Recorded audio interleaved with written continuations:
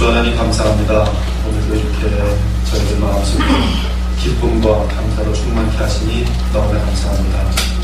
주님, 우리가 주의 전에 나왔을 때는 어떠한 모습을 하였든지 간에 예배와 함께 또 주의 음성을 들으면서 우리의 마음이 모든 것이 정결하여지고 또 새 출발하게 되는 그런 귀한 시간이 되게 해주시기 원합니다. 귀 있는 자는 들을지어다 말씀하셨는데 주님, 어찌 주의 복음을 성령의 역사 없이 들을 수 있는 자가 있겠사옵나이까.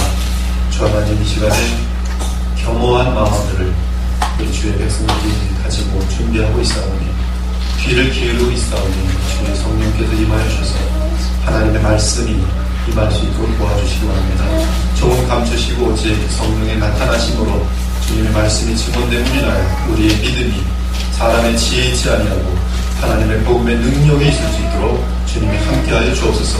그래서 복음을 들으며 세월이 지나갈수록 우리 삶이 어떻게 변화되는지를 보면서 살아계신 하나님을 더욱 찬송하는 주님의 백성들이 되게 하여 주옵소서. 말씀을 주님께 부탁드리며 살아계신 예수 그리스도 이름으로 기도 올려옵나이다. 아멘.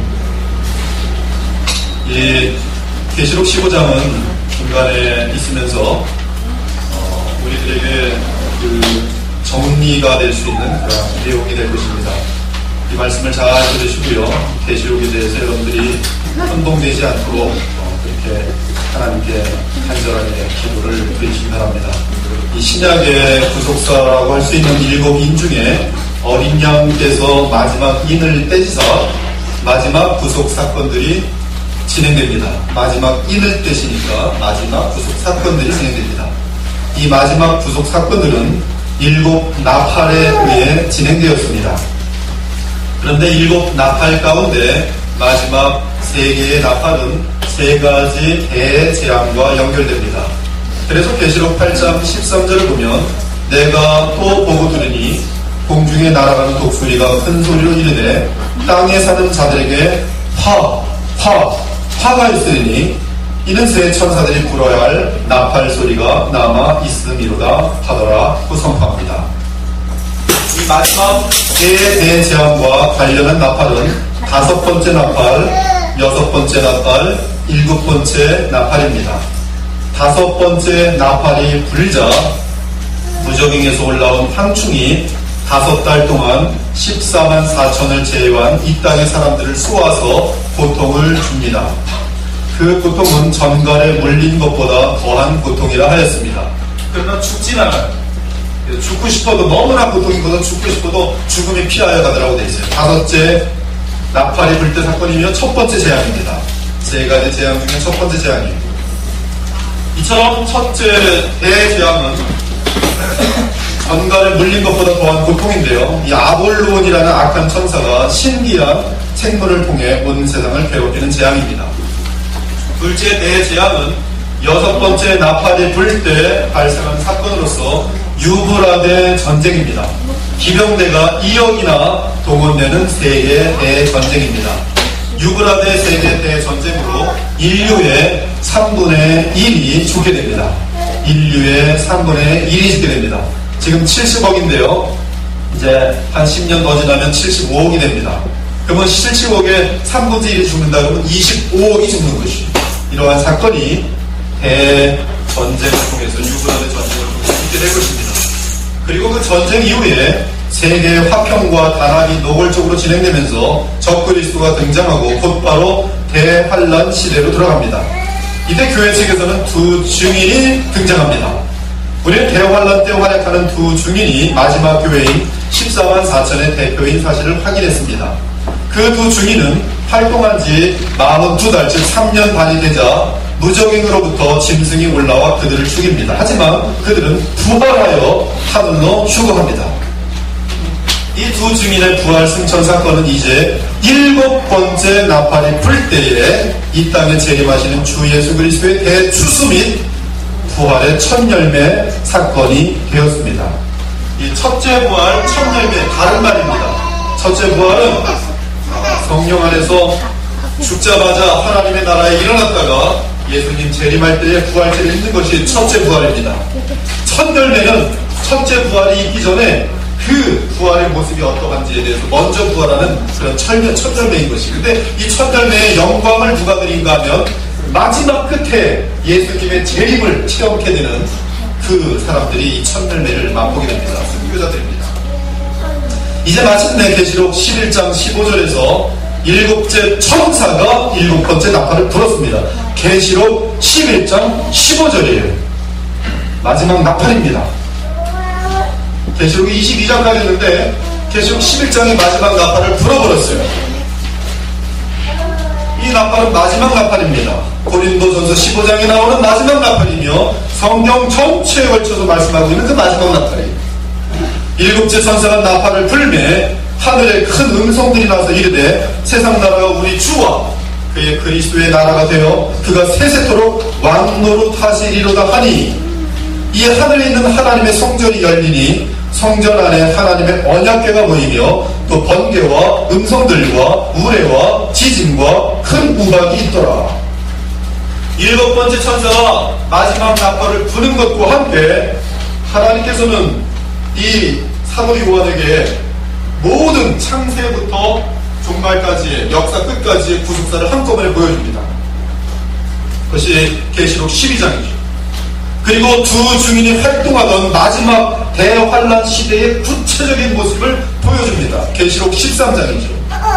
그는 적그리스도와 거짓 선자의 출현을 보았고 일곱 번째 나팔이 분 다음에 다 보게 되는 거예요. 이제 마지막 하나님의 그 심판이 있기 전에 인류가 무엇이었으며 그동안 구속사가 무엇이었는지 하나님 다 보여주신 것입니다.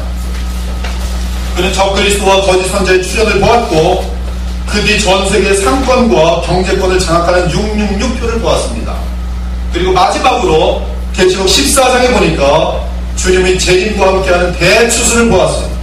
즉 신자들은 부활하여 천국 곳간에 들어가고 불신자들은 불을 가진 천사에 의해 하나님의 진노의 틀에 던져지는 것을 보았습니다. 그리고 이제 계시록 15장은 계시록 8장 13절에서 예언한 세 번째 대재앙이, 즉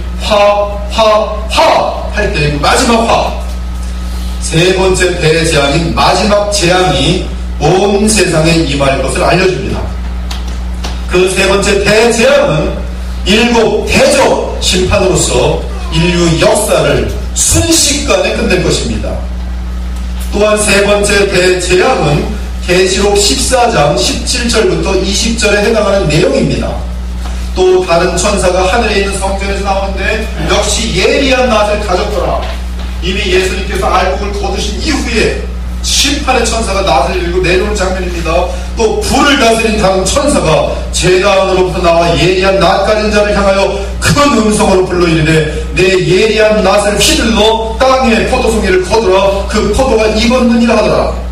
천사가 낫을 땅에 휘둘러 땅에 포도를 거두어 하나님의 진노의 큰 포도주 틀에 던짐에 이 제단에서 나오는 천사가 낫을 가진 천사에게 명령 내립니다. 포도를 다 익었으니까 거두라. 하나님의 명령이에요. 하나님의 심판 집행입니다. 그 전에는 예수님께서 알곡을 다 거두셨어요. 천사가 낫을 땅에 휘둘러 땅에 포도를 거두어 하나님의 진노의 큰 포도주 틀에 던짐에 성 밖에서 그 틀이 밟히니 틀에서 피가 나서 말굴레까지 닿았고 1600 스타디움에 터졌다. 아니 이 계시록 15장 16장 내용은 지금 바로 이 계시록 14장 17절부터 20절에 해당하는 내용입니다. 다니엘서를 보면 적그리스도가 주의 교회를 핍박하면서 그 절정에 이를 때 하나님께서 불을 내려 적그리스도를 멸망시키는 예언이 분명하게 드러나 있습니다. 바로 그 부분이 계시록에서는 일곱 대적 재앙으로 구체적으로 계시되고 있는 것이에요.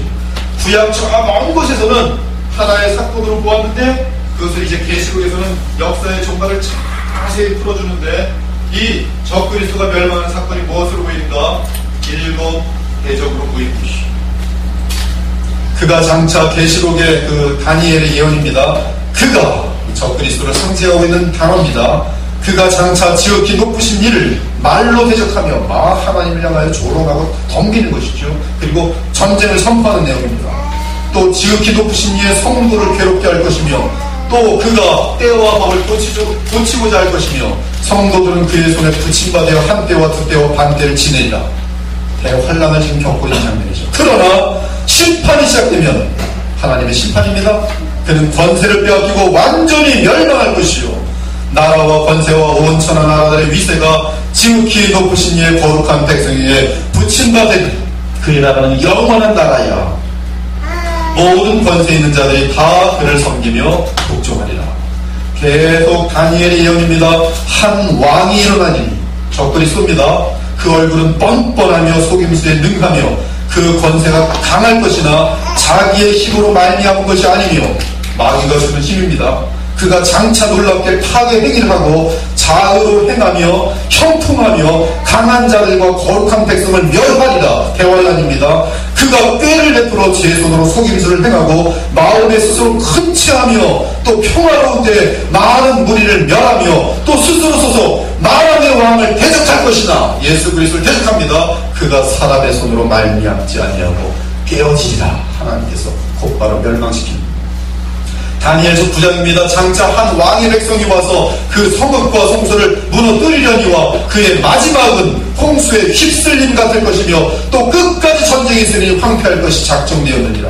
그가 장차 많은 사람들과 더불어 한 일의 동안에 언약을 굳게 맺고 그가 그 일의 절반에 3년 반이죠. 제사와 예물을 금지할 것이며 또 포악하여 가증한 멸망에 가증한 것이죠. 날개를 의지하여 설 것이며 그러나 정한 종말의 진도가 황폐하게 하는 자에게 쏟아지리라. 다니엘 11장입니다. 그가 장막 궁전을 바다와 영화롭고 거룩한 산 사이에 세울 것이나 그의 종말에 이르리니 아무도 도와줄 자가 없으리라. 그때 하나님의 민족을 호위하는 큰 군주 미카엘이 일어날 것이요 또 환란이 있으리니 이는 미래로 그때까지 어떤 환란일 것이며 천사가 이제 대재앙을 내린 장면입니다. 미카엘로 되어 있어요. 그때 백성 중 책에 기록된 모든 자가 구원을 받을 것이다. 하나님의 백성은 다 구원받다. 그러나 그렇지 않은 자들은 다 불의 심판을 받게 됩니다. 다니엘 12장입니다. 내가 그런즉 그 세마포 옷을 입고 강물 위쪽에 있는 자가 자기의 좌우손을 들어 하늘을 향하여 영원히 살아계신 이를 가리켜 맹세하여 이르기를. 천사가 맹세합니다. 반드시 한때, 두때, 반때를 지나서 성도의 권세가 다 깨어지기까지 이르니 성도가 아주 비참해집니다. 다 순교당합니다. 거의 교회가 말살 직전입니다. 그렇게 되면 이 모든 일이 다 끝나리라 하더라. 내일 드린 제사를 폐하며 멸망하게 할 가증한 것을 세울 때부터 1291을 지낼 것이요 기다려서 1335일까지 이르는 그 사람은 복이 있으리라. 너는 가서 마지막을 기다려 있는 데가 이어 평안히 쉬다가 끝나면 내 몫을 누릴 것이다. 다니엘도 먼 훗날 부활하여 하나님의 그 몫을 누리게 될 것이다.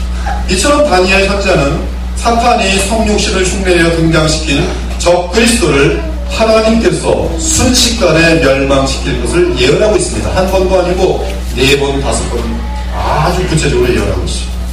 이제 본문 계시록 15장을 보겠습니다. 1절 보니까 또 하늘에 크고 이상한 다른 이적을 보매 7 천사가 7 재앙을 가졌으니 곧 마지막 재앙이라. 3번째 재앙 중에 마지막 재앙입니다. 그 마지막 재앙은 7 대접 재앙입니다. 7 재앙입니다. 하나님의 진노가 이곳으로 마치리라. 더 이상 재앙은 없어요. 마지막 재앙인 3번째 대재앙은 4생물 중에 하나가 7 천사에게 7 대접을 주는 것으로 시작됩니다. 7절 4생물 중에 하나가 영원토록 살아계신 하나님의 진노를 가득히 담은 금 대접 7을 그 7 천사들에게 줍니다. 7 대접 심판은 마귀와 불신자들을 향한 하나님의 자비와 오래 참음이 다 끝난 상태의 심판입니다.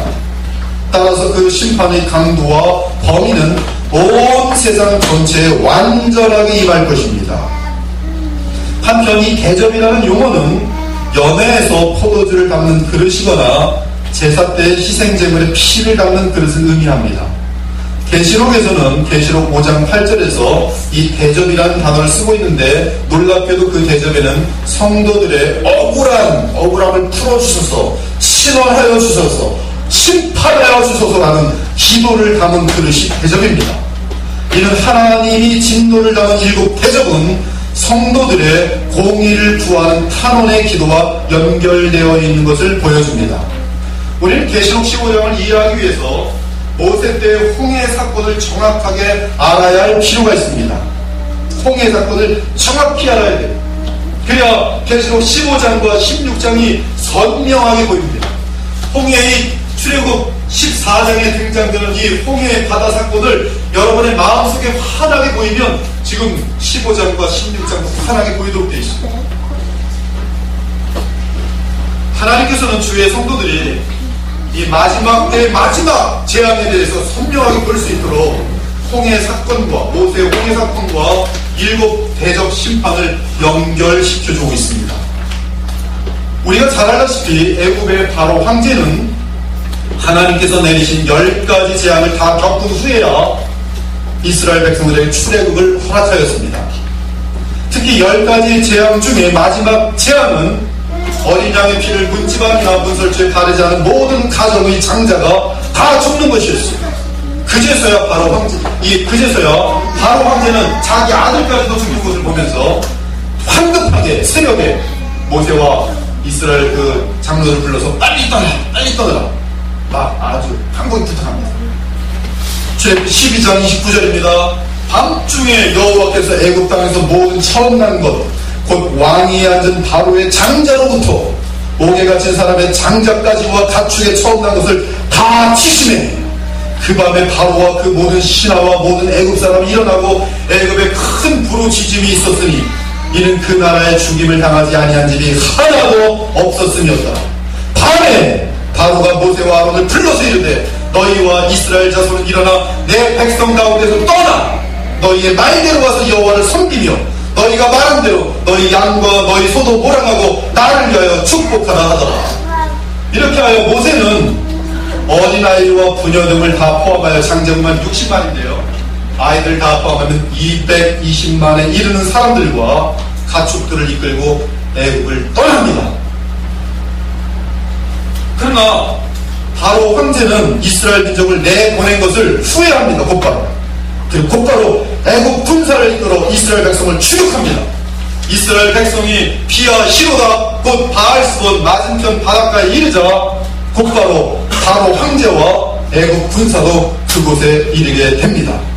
출애굽기 14장 9절 애굽 사람들과 바로의 말들 병거들과 그 마병과 그 군대가 그들의 뒤를 따라 바알스본 맞은편 비아 히롯 곁 해변 그들이 장막친 데 미치니라.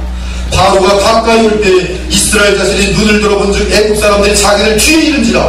이스라엘 자손이 심히 두려워하며 여호와께 부르짖었더라. 바로 이때 여호와께서 모세에게 지팡이를 들고서요 지팡이로 바다를 딱 치는 게 아니고요 지팡이를 들고 손으로 바다를 치는 거예요. 지팡이를 들고 손으로 바다 위로 내밀어 홍해 바다를 갈라지게 하라고 명합니다. 이에 모세가 바다 위로 지팡이를 들고 손을 내밀매 물이 갈라져 홍해 바다가 마른 땅같이 됩니다. 즉 모세와 이스라엘 백성이 전면을 당할 위기에서 하나님께서 홍해를 가르심으로 구원하신 것입니다. 대단히 중요한 그림입니다. 제가 나름대로 열심히 그 묘사가 된 것 같아요. 여러분 마음속에 그림이 충분합니다. 홍해 영화도 많이 봤기 때문에 뻔하게 보이겠죠. 마찬가지로 14만 4천이라는 이 땅의 마지막 교회가 적그리스도와 세상의 연합 군대에 의해 완전하게 멸망당할 위기에 놓일 때 홍해가 갈라지는 것처럼 하늘이 갈라지면서 주께서 재림하셔서 그들에게 구원을 베푸신 것이 놀랍지 않습니까? 정확한 분입니다. 아무튼 이스라엘 백성은 홍해를 건넜고 갈라진 가운데로 그 뒤를 바로와 애굽 군사가 따라 들어옵니다. 겁도 없지요. 그러나 모세가 바다 위에 손을 다시 내밀자 순식간에 바다가 합쳐지면서 바로 황제를 비롯한 모든 애굽 군사들이 다 한 사람도 빠짐없이 몰살 당하였습니다. 출애굽기 14장 28절 물이 다시 흘러 병거들과 기병들을 덮되 그들의 뒤를 따라 바다에 들어간 바로의 군대를 다 덮으니 하나도 남지 아니하였더라. 그러나 이스라엘 자손은 바다 가운데를 육지로 행하였고 물이 좌우의 벽이 되었더라. 그날에 여호와께서 이같이 이스라엘을 애굽 사람의 손에서 구원하심에 이스라엘이 바닷가에서 애굽 사람들이 죽어있는 것을 보았더라. 이스라엘이 여호와께서 애굽 사람들에게 가신 그 큰 능력을 보았으므로 백성이 여호와를 경외하며 여호와의 종 모세를 믿었더라. 지금 계시록 15장은 모세 때 홍해 사건을 통해 인류 역사 끝에 있을 하나님의 마지막 심판을 미리 보여줍니다.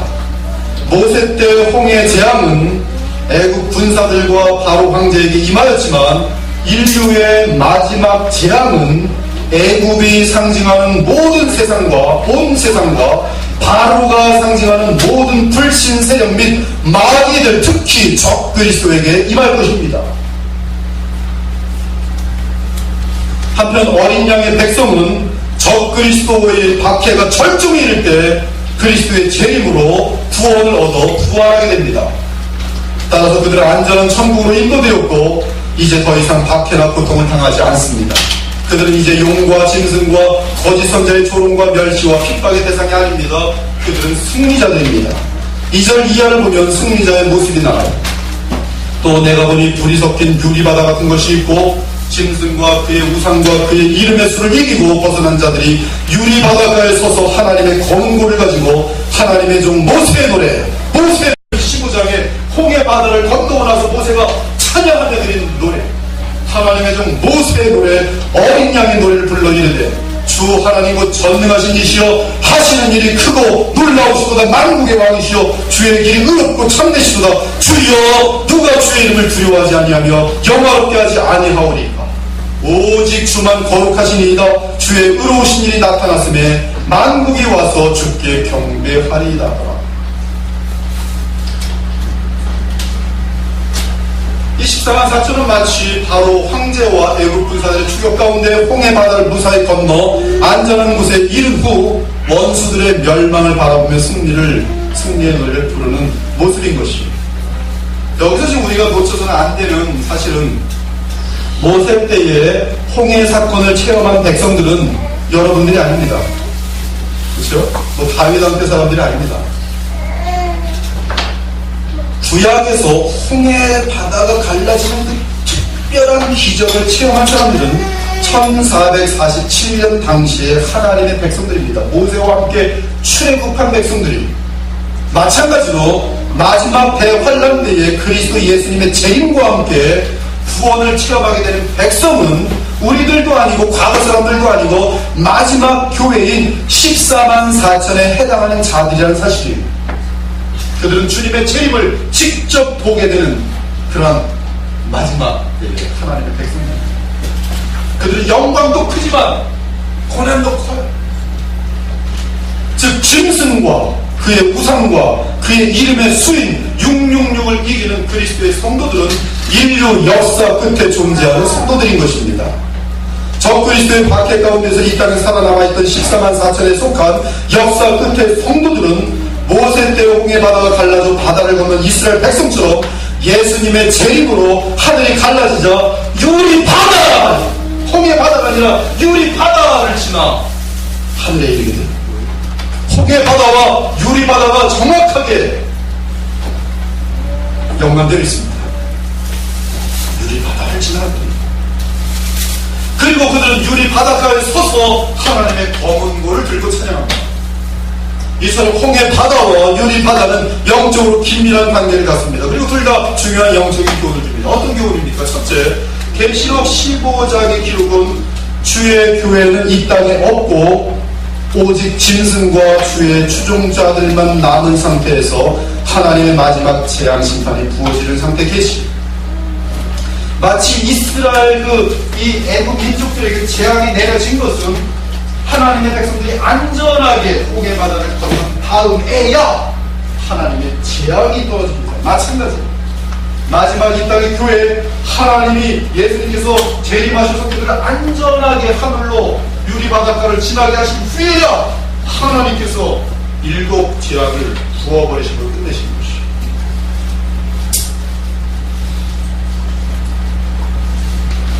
그러므로 14만 4천은 이 마지막 재앙 때에 이미 그리스도의 재림과 함께 공중에 있는 상태이고 주 하나님은 땅에 있는 자들을 불러 심판하려는 순간이 바로 계시록 15장의 내용이고, 그 심판 집행이 계시록 16장 내용입니다. 즉 하나님께서 인류 역사 가운데 택한 모든 신자들이 전부 공중에서 그리스도와 함께 있는 상태이고, 하나님은 심판의 천사를 시켜 마지막 재앙인 7 대접을 땅에 부으려는 순간입니다. 물론 하나님께서 천사를 시켜 마지막 재앙을 붓는 사건은 주 예수 그리스도께서 친히 말씀의 검으로 이 땅의 원수들을 쳐부수는 사건과 서로 연결되어 있습니다. 둘째는 유리바다는 하늘 보좌이지만 주 예수 그리스도께서 이 땅의 공중까지 와 계심으로 하나님의 보좌가 이 땅의 공중까지 온 것으로 볼 수 있습니다. 따라서 유리바다 건너편에서는 이 땅의 사건을 선명하게 볼 수 있습니다. 다 보여요. 땅의 불신판이 떨어지면서 마치 소돔과 고모라가 다 완벽하게 무너지는 것을 보는 것처럼 이 14만 4천은 그 장면이 다 보여요. 홍해 바다를 건넌 이스라엘 백성들이, 바로의 군사들이 다 물속에 잠기며 멸망하는 것을 볼 수 있었던 것처럼, 바다로 그냥 수레바퀴가 날라오지않나 막 시체들이 흘러다니니까 아침에 보니까 어떻게 있어요? 그 애국 군사들의 시체가 5km 되거든요. 건너편의 길이가 가득 펴져 있어요. 주의 백성들은 유리 바다를 지난 후에 유리 바닷가에 서서 짐승 적그리스도와 그와 함께한 모든 군사들의 멸망을 볼 것입니다. 유리 바다는 분명히 하나님 보좌 앞에 있습니다. 보좌 앞에 수정과 같은 유리 바다가 있고, 보좌 가운데와 보좌 주위에 매의 생물이 있는데 앞뒤에 눈들이 가득하다. 모세와 아론과 나답과 아비와 이스라엘 장로 70인이 올라가서 이스라엘 하나님을 보니 그 발 아래에는 청옥을 편듯하고 유리같이 청명하더라. 그 성곽은 벽으로 쌓였고 그 성은 정금인데 맑은 유리 같더라. 그 12문은 12진진이 각 문마다 한 개의 진지로 되어 있고 성의 길은 맑은 유리 같은 정금이더라. 유리 바닷가는 보좌에 있는 하나님의 나라 정확합니다. 그러므로 유리 바다는 죄나 저주나 반역이나 흠이 전혀 없는 하나님의 보좌 앞에 있는 천국의 영역입니다. 근데 그 유리 바닷가에 있어요. 예수께서 내려오신 것입니다. 바닷가에 있고 14만 4천이 지금 유리 바닷가에, 보자면 저쪽에 이제 여기까지 내려온 것이죠. 보고 있는 것입니다. 불신자들은 유리 바다를 지날 수가 없어요. 왜? 죄가 많았어요. 아브라함이 말합니다. 너희와 우리 사이에 큰 구렁텅이가 놓여있어. 여기서 너희에게 건너가고자 하되 갈 수 없고 거기서 우리 건너올 수 없게 하야 됩니다. 그러나 두려워하는 자들과 믿지 않은 자들과 흉악한 자들과 살인자들과 음행하는 자들과 점술가들과 우상숭배자들과 거짓말하는 모든 자들은 불과 유황으로 타는 못에 던져지니 이것이 둘째 사망이라. 무엇이든지 속된 것이나 가증한 일 또는 거짓말하는 자는 결코 들어오지 못하되 오직 하나님의 어린 양의 생명체에 기록된 자들만 들어오리라. 죄인들은 유리 바다로부터 떨어지는 불에 의해 곧바로 멸망할 것입니다. 지금 유리 바닷가에 불이 있습니다. 불이 이제 떨어질 것이요. 땅으로 떨어지고 나면 유리 바닷가는 불이 안 보이고 유리 바다가 남습니다. 그러나 불이 떨어질 것입니다. 그래서 지금 오늘 15장에 보면 유리 바다에 불 같은 것이 있더라 해서 심판인지 마지막으로 내려진 장입니다. 죄인들은 유리 바다 하늘로부터 떨어지는 불에 의해 곧바로 멸망할 것입니다. 이는 마치 홍해에서 바로 황제 및 군사들이 바다, 물, 홍해, 바다 빠져 죽는 것과 같은 이치입니다. 홍해 바닷물이 다시 흘러 병거들과 기병들을 덮되 그들이 뒤를 따라 바다에 들어간 바로의 군대를 다 덮으니 하나도 남지 아니하였다. 내가 보니 불이 섞인 유리 바다 같은 것이 있더라. 그러므로 유리바다는 하나님의 보좌 및 천국이면서도 불신자들에게는 영원히 접근할 수 없는 곳입니다. 즉 오직 주의 보혈로 값주고 산 자들만이 건널 수 있는 홍해 바다와 같은 것이 천국에 들어가는 유리바다인 것이죠. 한편 2절을 보면 불이 섞인 유리바다 건너편에 14만 4천이 하나님의 검은고를 들고 있습니다. 이 하나님의 검은고를 중심으로 하여 계시록을 보면 중요한 사실을 발견할 수 있어요. 먼저 계시록 5장을 보면 하늘 보좌가 보이고 24 장로들이 검은 고를 들고 찬양하고 있습니다. 계시록 5장입니다. 24 장로들이 검은 고를 들고 찬양하고 있습니다. 24 장로가 누굽니까? 24 장로는 신구약 교회의 대표들입니다. 따라서 24 장로는 신구약의 성도들이기도 합니다. 계시록 5장은 7인이 떼어지는 인류 역사 가운데 하나님의 백성이 이 땅에 태어났다가 죽음을 지나 하늘에 도달하는 장면을 보여줍니다. 즉 계속 하늘에서는 주의 백성이 늘어납니다. 그러므로 계시록 5장은 24 장로를 빌었던 주의 백성들이 찬양하는 모습이에요. 그 백성들은 각 족속과 방언과 백성과 나라 가운데서 주의 보혈로 피로 사서 하나님께 드려지는 그들이 24 장로들이 계속 추가되는 장면인데, 그들은 하늘에 도착하면 검은 고를 피고. 그런데 계시록 14장으로 가면 24 장로들의 검은 고 소리와 새 노래를 14만 4천 가운데 순교한 자들이 배우는 것을 발견할 수 있습니다. 구속사가 계속 진행되던 지금처럼, 지금도 계속 예수 그리스도를 믿다가 세상을 떠난 사람들은 주님의 나라로 들어가는 거예요. 24 장로들과 함께 있게 됩니다. 신약교회에 있습니다. 그리고 올라가면 우리도 검은 고를 가지고 하나님을 찬양합니다. 아직까지도 온 만방과 세상을 향하여 승리하면서 다 하나님의 복음을 찬양합니다. 그러나 이것이 어느 날 멈추게 될 것이고, 그리고 14만 4천 마지막 교회를 향하여 하나님의 계획들이 이루어지는데, 그것이 바로 이 계시록이 기록된 내용입니다.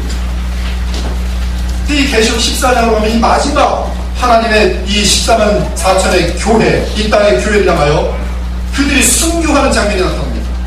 그리고 순교한 그들은 24 장로에게서 검은 고를 받고 그 새 노래를 배웁니다. 내가 하늘에서 나는 소리를 들으니 많은 물소리와도 큰 우레 소리와도 같은데, 내가 들은 소리는 검은 고 타는 자들이 그 검은 고를 타는 것 같더라. 그들이 보좌 앞과 네 생물과 장로들 앞에서 새 노래를 부르니 땅에서 성령함을 받은 14만 4천 밖에는 능히 이 노래를 배울 자가 없더라. 즉 14만 4천 가운데 적그리스도의 강력한 박해를 받으며 순교한 자들은 24 장로들에게 새 노래를 배워 부르는 것을 볼 수 있습니다.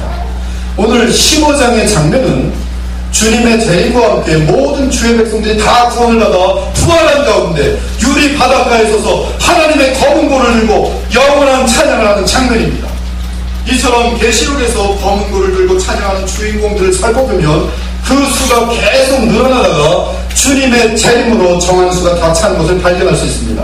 이는 대주제이신 하나님께서 죽은 신자들에게 하신 말씀의 성취이기도 합니다.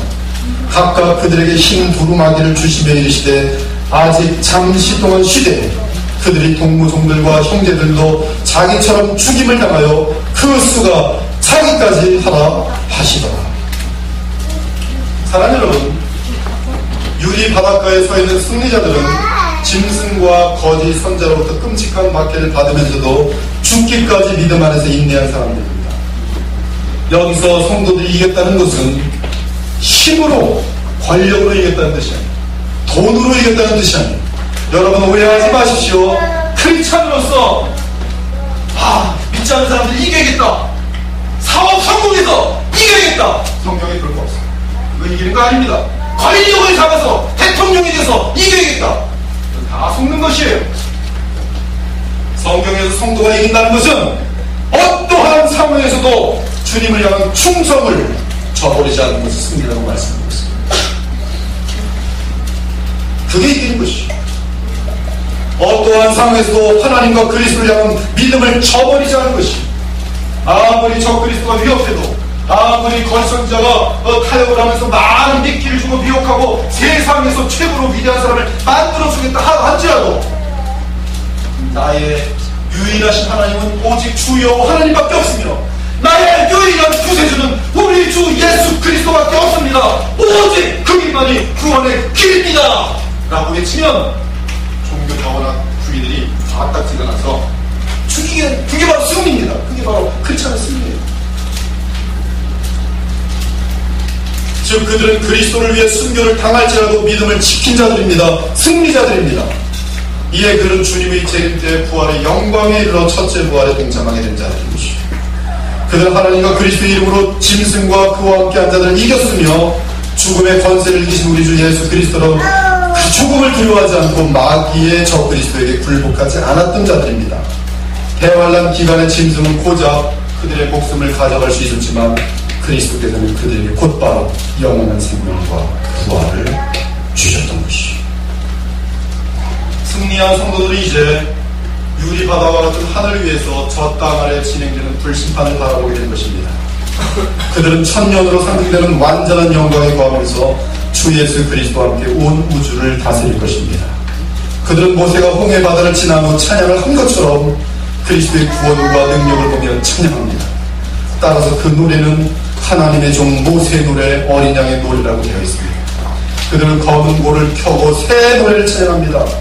24장로들이 불렀던 그 새 노래입니다. 어린 양의 구원을 찬양한 것이, 어린 양의 그 구속을 찬양한 것입니다. 어린 양의 보혈을 찬양한 것입니다. 이제 곧 하나님께서 짐승과 불신자들을 불로 쓸어버리실 것입니다. 이에 구원하여 부활한 주의 백성들은 하나님의 공의를 찬양합니다. 하나님의 종 모세의 노래, 어린 양의 노래를 불러 이르되 주 하나님 곧 전능하신 이시 하신 일이 크고 놀라우시도다. 만국의 왕이시여 주의 길이 의롭고 참되시도다. 주여 누가 주의 이름을 두려워하지 아니하며 영어롭게 하지 아니하오리까. 오직 주만 거룩하십니다. 주의 의로우신 일이 나타났으니 만국이 와서 주께 경배합니다. 이제 어린 양의 피로 값주고 산받은 주의 백성들이 어린 양과 함께 마귀와 죄와 세상을 이긴 영원한 승리자들이 되었습니다.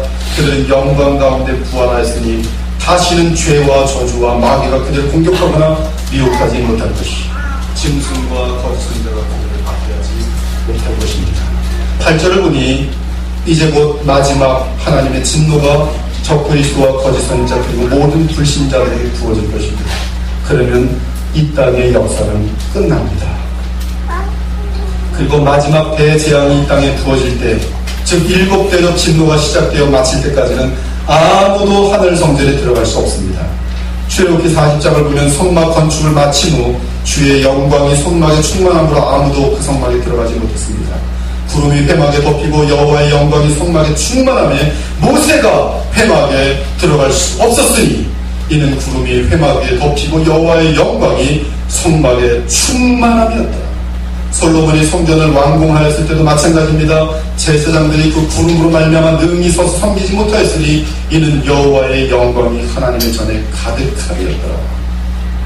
이처럼 구약시대에서 하나님의 영광이 성막 및 성전에 나타나면 제사장들이 그곳에 들어갈 수 없었지만 이제 하나님께서 지구 온 땅을 성전으로 삼으시며 그의 영광을 충만하게 하시기 위해서 모든 악과 모든 죄와 모든 저주를 제거하실 것이기 때문에 아무도 하늘 성전에 들어갈 수 없습니다. 그런데 8절을 보면 하늘 성전이 연기로 가득 찼다고 표현합니다. 이 연기는 하나님이 움직이시는 장면입니다. 하나님이 수행하시는 장면입니다. 창세기 15장에 보면 여호와의 그 불이 아브라함과 나무 그 언약 사이에 지나가십니다. 출애굽기 14장도 보면 모세가 백성에게 이르되 너희는 두려워하지 말고 가만히 있어서 여호와께서 오늘 너희를 위하여 하시는 구원을 보라. 이 세상 사람들 다 어떻게 처리됩니까? 이 악들을 다 어떻게 처리됩니까? 이제 하나님께서 끝내십니다. 하나님이 하십니다. 너희가 오늘 본 애국 사람을 영원히 다시 보지 아니하리라. 14만 4천도 마찬가지입니다. 영원히 적 그리스도와 거짓 선자들과 더러운 것들과 악한 것들과 거짓말쟁이들과 우상숭배자들과 살인자들, 저 불신자들을 영원히 보지 않게 될 것이다. 여호와께서 너희를 위하여 싸우시리니 너희는 가만히 있을지어다. 사랑하는 여러분, 주 하나님께서는 마지막 재앙이 반드시 말 것을 맹세하기 위하여 하늘의 증거 장막의 성전을 보여주셨어요. 맹세입니다. 이 땅의 성막과 성전이 상징하는 참 실체인 하늘의 증거 장막의 성전이 열린 사실은 하나님께서 언약대로 수행하실 것을 확실하게 하신 것이죠. 이런 하나님의 언약의 확실성은 하나님을 대적하는 악에 대한 진노의 심판이 완전하며 확실할 것을 나타낸 것입니다. 이제 어린 양과 그분의 백성은 하늘에 섰고 일곱 천사는 하나님의 진노를 이 땅에 부을 준비가 되었습니다. 심판 대상은 마귀, 적그리스도, 거짓 선지자, 그리고 그들을 따른 모든 불신자들, 그리고 죄로 인하여 임한 저주들이 될 것입니다. 심판이 마치고 나면 노아가 심판 이후에, 온 세상 심판 이후에, 온 세상 물심판 이후에 새하늘과 새 땅으로 들어간 것처럼 하나님의 백성들 역시 하나님의 마지막 심판이 지나고 나면, 불심판이 지나고 나면 새롭게 된 땅, 죄도 없는 땅, 저주가 없는 땅, 완전한 기쁨과 완전한 거룩해진 이 지구로 우리가 다시 내려와서 들어가는 것이 새하늘에서, 새하늘에서.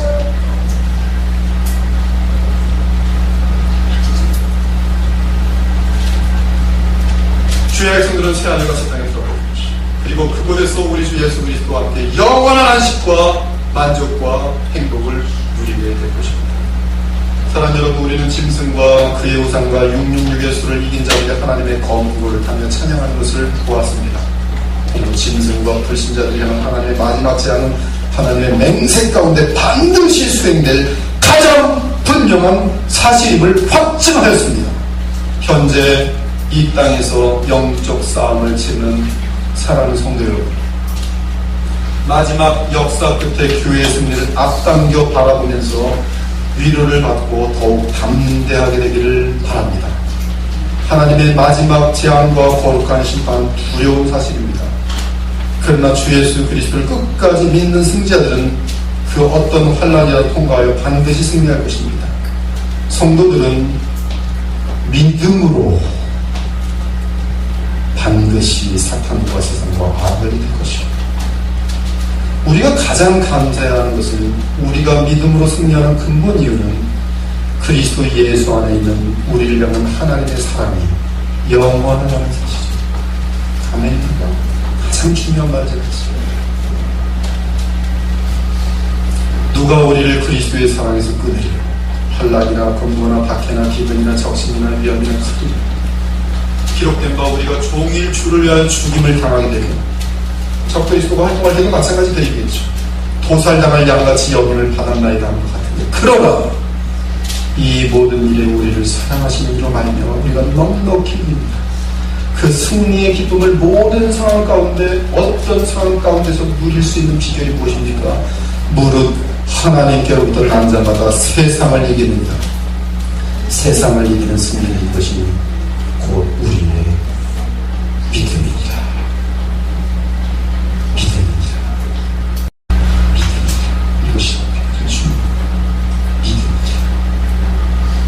예수께서 하나님의 아들이심을 믿는 자가 아니면 세상을 이길 수 있는 자가 누구야? 세상을 이길 수 있는 비결이 뭐예요? 죽도록 예수님만 붙드는 거예요. 여러분의 죄 때문에 오늘 쓰러졌으니까 예수님을 덜 붙든 거예요. 어느새 의심이 생겨서 세상과 타협했으니까 내 마음속 저 깊은 곳에는 겨자씨만한 믿음이지만 주님을 정말 사랑하는데, 그렇다면 예수님을 지금 놓치는 거예요. 어떻게 하면 돼요? 예수님을 다시 붙듭니다. 주님, 저는 죄인입니다. 다시 주님을 붙듭니다. 주님보다 앞세웠던 것 용서하옵소서. 주님보다 더 소중하게 여겼던 것 우상들이었음을 회개합니다. 용서하소서. 그리고 주님을 붙듭니다. 이 세상이 북종만 승리자입니다.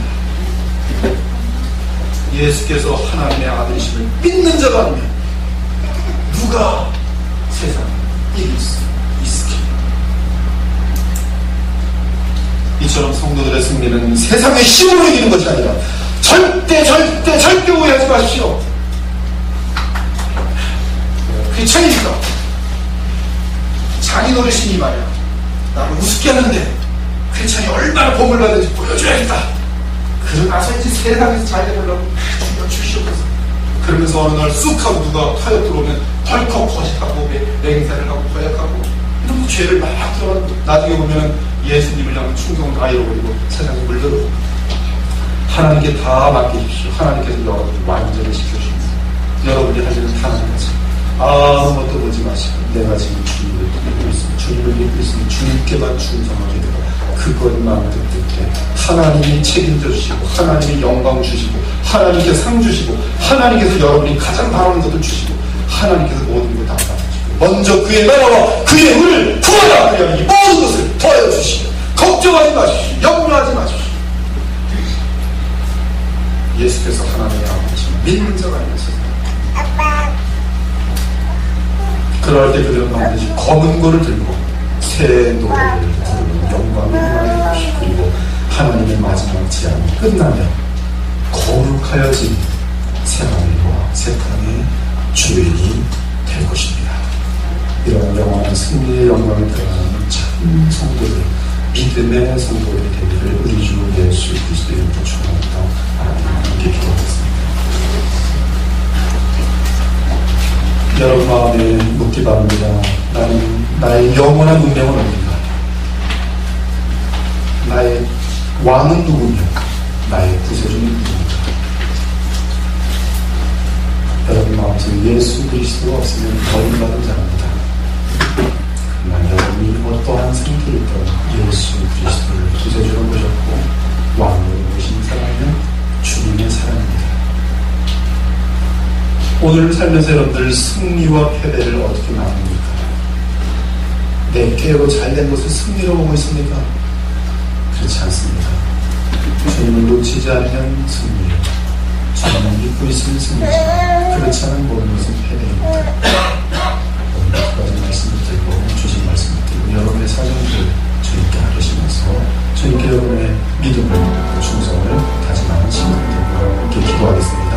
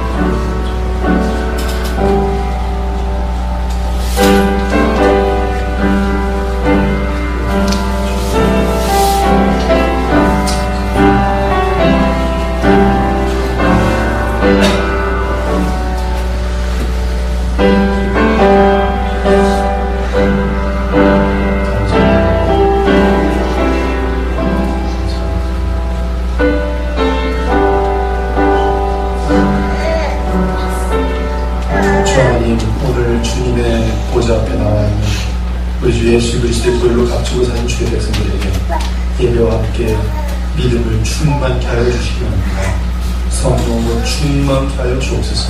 주 하나님과 동행함이 가장 큰 기쁨이 되게 하시고 아버지 그러므로 세상을 이기는 하나님의 백성들이 되게 하여 주시옵소서.